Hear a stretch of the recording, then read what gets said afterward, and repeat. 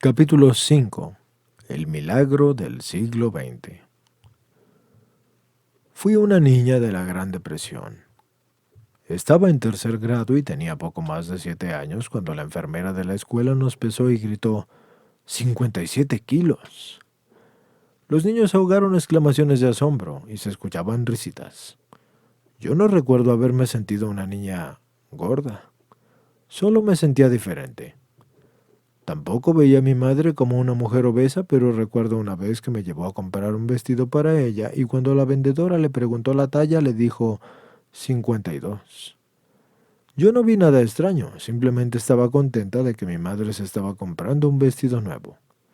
Mirando retrospectivamente puedo ver que yo estaba feliz por fuera, pero llena de lágrimas por dentro. Teníamos problemas financieros y empecé a adoptar los temores de mis padres. Mi forma de comer compulsivamente se intensificó durante esa época. Cuando yo cumplí 8 años, perdimos nuestra casa y nos mudamos a una pequeña granja en las afueras de la ciudad. Era rústica, por decir algo. No teníamos agua corriente y teníamos el retrete fuera de la casa. Sin embargo, tratamos de llevarlo de la mejor manera. Mi padre era demasiado orgulloso para pedir asistencia pública, así que nosotros, 7, vivimos allí por 2 años. Y luego nos regresamos a la ciudad. Las cosas mejoraron un poco. Pero mi forma de comer estaba desatada y al llegar a los 17 años yo pesaba ya 104 kilos. Fui a la escuela de enfermería, en uno de los hospitales más prestigiosos de Boston, y destaqué académicamente, pero mi peso cambió muy poco en mis días de estudiante. Frecuentemente me sentía sola y tenía pocos amigos y, por supuesto, ningún novio. Después de graduarme yo empecé a hacer dietas y siempre perdiendo peso y recuperándolo después. Continué así por muchos años. Ocasionalmente llegaba a un peso normal. En 1955 me casé y después de un noviazgo de 2 años. Tenía 28 años y un peso bastante normal. Tuvimos 3 hijos y compramos una casa en las afueras de la ciudad. Mi peso subía y bajaba. Aprendí a llamarlo el síndrome del yo-yo, porque siempre terminaba con más peso del que empezaba. Esto continuó, y continuó así hasta que yo llegué a comedores compulsivos con 40 años y más de 90 kilos y odiándome a mí misma. Había dejado de fumar el mes de mayo de ese mismo año y subí 13 kilos en 10 semanas. Me quejaba con una amiga y le decía que quería perder peso. Ella me decía que no entendía cómo podía yo ganar todo ese peso si ella nunca me veía comer. Lo que no le dije fue que yo comía a escondidas y planificaba mis atrancones para cuando mi marido y mis niños se fueran a la cama. Esta misma amiga me dijo que había visto recientemente en el periódico local acerca de comedores compulsivos anónimos y que ponían un número de teléfono. Nadie en el este había escuchado hablar de comedores compulsivos anónimos, así que llamé al día siguiente y hablé con una mujer que se llamaba Bernice. Y ese fue el comienzo de una serie de milagros que cambiaron mi vida. Me había prometido muchísimas veces que mañana no lo volvería a hacer, pero esa promesa duraba solo hasta que llegaba a la cocina. Bernice entendió perfectamente de lo que yo le hablaba y quedamos de vernos en su casa. Ella había estado intentando formar un grupo de comedores anónimos desde que se mudó de California, donde nació Comedores Anónimos en 1960, y así se vino al este. Solo nosotras dos estábamos en esa primera reunión, aunque hoy puedo decir que Dios también estaba allí. Nos sentamos en la mesa de su cocina y ella me mostró cómo lo hacían en California, así que leyó cómo se trabaja. Yo me sentí extraña porque escuché la palabra Dios unas cuantas veces y me dije que eso no tenía que ser algún tipo de secta. Las sectas siempre empiezan en California y se trasladan al este. Bernice intuitivamente entendió mi vacilación cuando yo me marchaba de esa primera reunión y me mostró la infame dieta de la hoja gris. Y me pidió que yo volviera la próxima semana, y así es como comenzó todo para mí, y nunca dejé de regresar. Empecé a escuchar y a entender de la abstinencia, y todos estos conceptos eran nuevos para mí. Lo que estaba haciendo obviamente no funcionaba, ya que pesaba bastante más de 90 kilos. Lo intenté y empecé a perder peso y a sentirme mejor. Después de unas cuantas semanas, Bernice decía, Si no lo transmitimos, no seremos capaces de retenerlo para nosotros mismas. Yo tampoco entendía este concepto, pero sin embargo fui a la iglesia local a preguntar por un salón de reuniones y puse un aviso en el periódico local acerca de una reunión de comedores compulsivos anónimos. Nadie había escuchado de comedores compulsivos anónimos, pero vinieron 50 personas nuevas a la primera reunión. Bernice y yo estábamos muy contentas aún, y cuando no teníamos literatura, lo único que teníamos para repartir eran copias de la hoja gris que Bernice había traído de California. La reunión creció muy despacio al principio, pero la gente empezó a recuperarse, incluyéndome a mí, y me desilusionaba ver que muchos de los que vinieron al principio nunca regresaron. De alguna manera, Dios me mantuvo viniendo semana tras semana, aun y cuando ocasionalmente yo era la única ahí.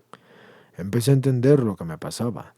No era solo mi cuerpo obeso, sino también una enfermedad espiritual y emocional. En ese momento sufría de depresiones crónicas moderadas y me sentía mejor cuando estaba en dieta, pero no había logrado conectar la comida con mis estados de ánimo y tampoco lo hizo el psiquiatra que veía 2 veces a la semana. Mi terapeuta me decía, dime cómo te sientes y quizá podamos entender por qué comes. ¿Cómo podía yo decirle cómo me sentía cuando de camino a la terapia me comía un gran helado y anestesiaba mis sentimientos? En Comedores Compulsivos Anónimos yo aprendí que hacemos justo lo contrario de lo que decimos. Aparta la comida, no importa el por qué comes, mantente abstinente y a través del estudio de los 12 pasos entenderás por qué comías compulsivamente. Yo solía culpar a mi madre de mi obesidad. Era su culpa porque cuando iba a casa a visitarla, ella me hacía mis platos favoritos y yo no tenía la fuerza de voluntad para resistirme. Siempre me comía la comida y le gritaba a ella por prepararla.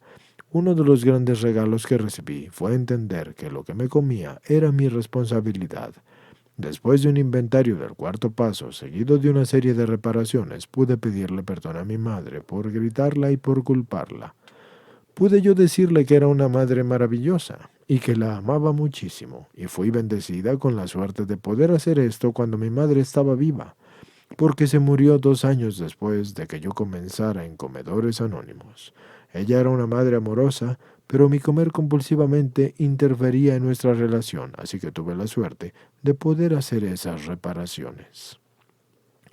Empecé a cambiar lentamente en muchas otras cosas y mi marido me dijo que yo era una persona con la cual se hacía difícil convivir. Me costaba ver esto cuando mi forma de comer estaba fuera de control, pero después de un periodo de abstinencia pude mirarme más honestamente. Si no estaba de acuerdo con algo, yo podía hablarle en un tono de voz amable y hacerle saber mi punto de vista, y si él me hablaba ásperamente, yo era capaz de decirle que significaría mucho para mí que él no me hablara de esa forma.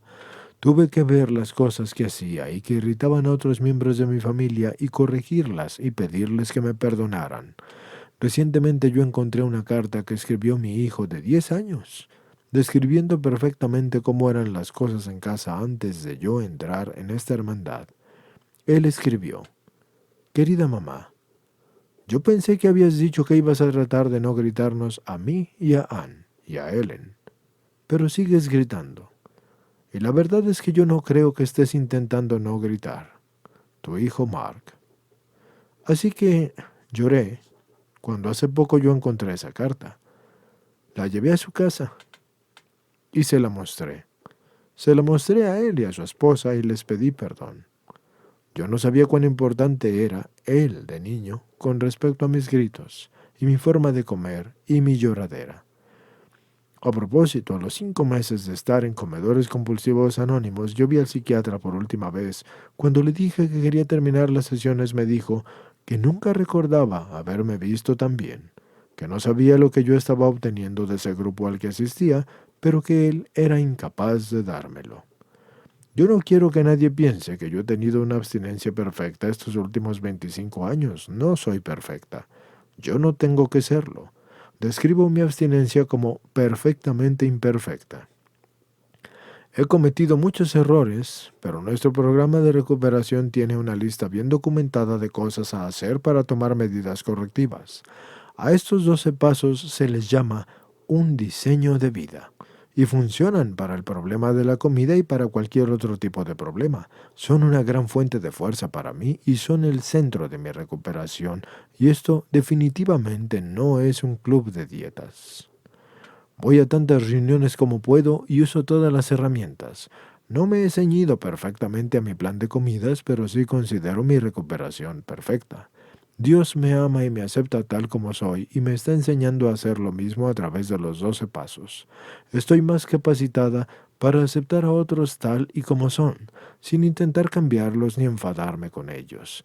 Este es un regalo de mi liberación y he perdido cerca de 45 kilos de peso y el mayor milagro es que no ha sido necesario recuperar nada de ese peso perdido. He desarrollado una hermosa relación con un poder superior y esto es crucial porque no puedo hacerlo sola. Todas las mañanas le pido a mi poder superior que me mantenga abstinente y que me muestre su voluntad para hoy y que me dé la fuerza para llevarla a cabo, sea lo que sea. No siempre es fácil, especialmente cuando su voluntad no coincide con la mía. Intento adoptar una actitud espiritual y preguntarme, ¿qué quiere Dios que yo aprenda de mis experiencias? ¿Será una lección de paciencia o quizás tolerancia o aprender a perdonar a quien me ha ofendido? El resultado final de esos ejercicios espirituales es que he desarrollado un nuevo amor y respeto hacia mí misma, lo cual me permite el mayor regalo de todos y aceptar y amar a los demás tal cual son.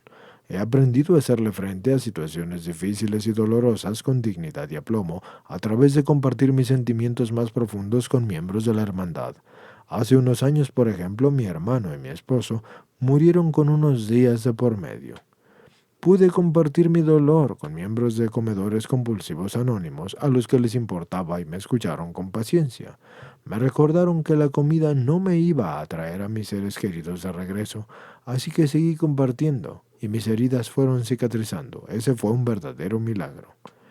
Este programa para mí es el milagro del siglo XX porque Dios sabía desde el principio que yo lo necesitaba y me guió hasta comedores compulsivos anónimos, aun y cuando yo no sabía a dónde iba. Todo lo que puedo decir es que mi vida empezó realmente a mis 40 años. Con esto terminamos este capítulo y comenzamos el otro, señores.